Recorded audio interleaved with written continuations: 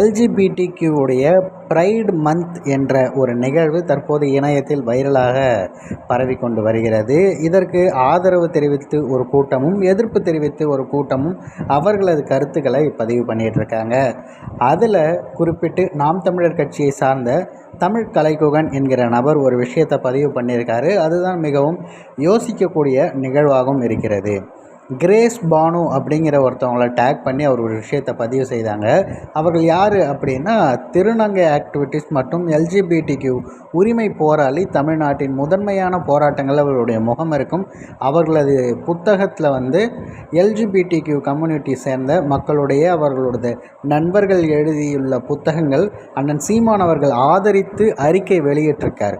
மூன்றாம் பாலினத்தை ஆதரிக்கிறதற்கு நம்மளும் மூன்றாம் பாலினமாக இருக்க வேண்டும் என்பதற்கும் அவசியமில்லை. இதுக்கு மேலேயும் உங்களுக்கு தெளிவாக புரியல அப்படின்னா அந்த புத்தகத்தை வாங்கி படியுங்கள். அவர்கள் மீதான உங்கள் தவறான புரிதலும் அரைக்குறை புரிதலும் மாறும் அப்படிங்கிற மாதிரி அவர் பதிவு செய்திருந்தார்.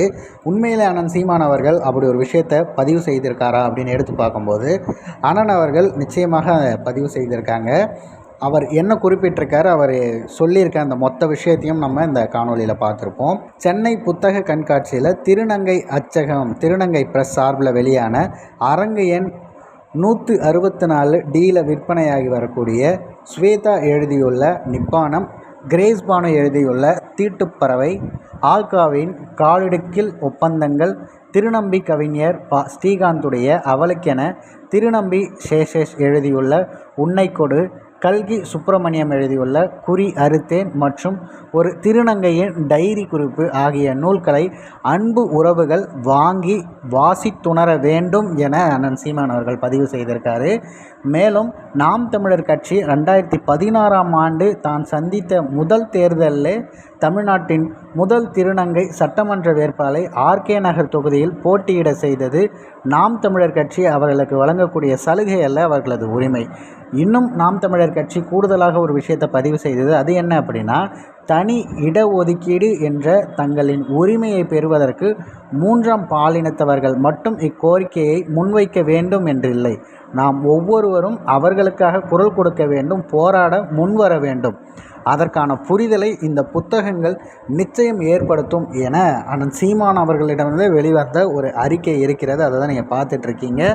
நம்பிக்கை இல்லைனாலும் தாராளமாக பார்க்கலாம். நீங்கள் போயிட்டு அதை தெரிந்து கொள்ளவும் செய்யலாம். ஜனவரி 3 முதல் 21ஆம் தேதி வரை நந்தனத்தில் நடந்த அந்த நிகழ்வில் அண்ணன் அவர்கள் தொடர்ச்சியாக புத்தகங்கள் பரிந்துரைங்கிறத செஞ்சிட்ருந்தார். அதில் 4வது அறிக்கையாக வெளியானது தான் இது. இப்போ இந்த நிகழ்வு குறித்து பலருக்கும் ஆதரவு கருத்து எதிர்கருத்து இருக்கலாம். ஆனால் சீமான் அவர்கள் இதை ஆதரித்திருக்கிறார் அப்படிங்கிறது இதன் மூலியமாக தெரிய வருகிறது. அது இல்லாமல் இப்போ என்னவாக இருக்கிறதுங்கிறத நம்மளால் வெளிப்படையாக பதிவு பண்ண முடியாது.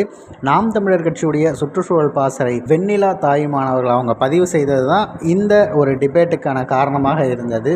தொடர்ச்சியாக அவர்கள் மீது ஒரு தனிப்பட்ட வன்மத்தை கொட்டி தீர்க்கக்கூடிய அளவிற்கு பலரும் இருக்காங்க. நமக்கு தெரிந்தால் கருத்து சொல்லலாம், தெரியவில்லை என்றால் கடந்து செல்லலாம். அதை விட்டுட்டு எதுவுமே தெரியாமல் அறகுறையாக ஒருத்தவங்களை திட்டுவது, அவர்களை இழிவுபடுத்துவது, அப்புறம் இது அவங்களுக்கு மனநல பிரச்சனை தான், மருந்து கொடுத்து சரி பண்ணலாம் என பேசுவதுங்களாம் அபத்தத்தின் உச்சம் அப்படின்னு தான் எனக்கு தோன்றுகிறது. உங்களுக்கு மாற்று கருத்து இருக்கலாம், அதை வரவேற்கிறேன். ஆனாலும் போராடக்கூடிய மனிதர்கள் அது யாராக இருந்தாலும் நம்ம உயிரினங்களுக்காகவே பேசுகிறோம். அப்படி இருக்கும்போது மனிதர்களுக்காக பேசுகிறது மிக முக்கியமான ஒன்று. அவர்களுக்காக நாம் நிற்க வேண்டியது அப்படிங்கிறதும் மிக முக்கியமான ஒன்றாகத்தான் நான் பார்க்கிறேன்.